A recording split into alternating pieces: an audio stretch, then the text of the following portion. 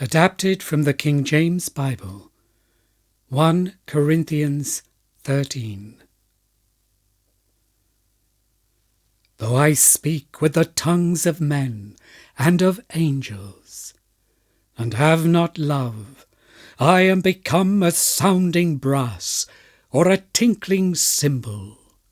And though I have the gift of prophecy, and understand all mysteries and all knowledge, and though I have all faith so that I could remove mountains, and have not love, I am nothing.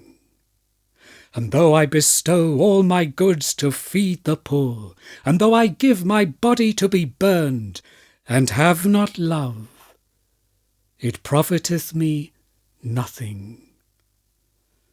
Love suffereth long, and is kind. Love envieth not.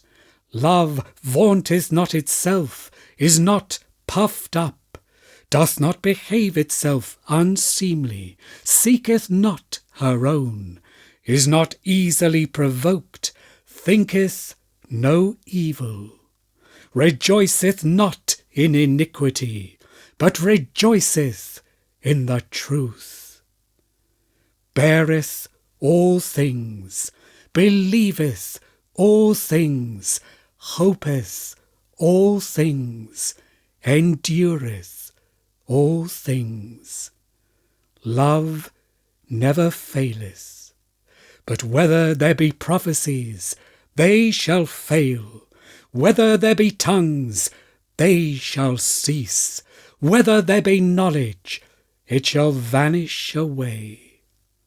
For we know in part, and we prophesy in part. But when that which is perfect is come, then that which is in part shall be done away. When I was a child, I spake as a child, I understood as a child, I thought as a child. But when I became a man, I put away childish things. For now we see through a glass darkly, but then face to face. Now I know in part, but then shall I know, even as also I am known. And now abideth faith, hope, love, these three, but the greatest of these is love.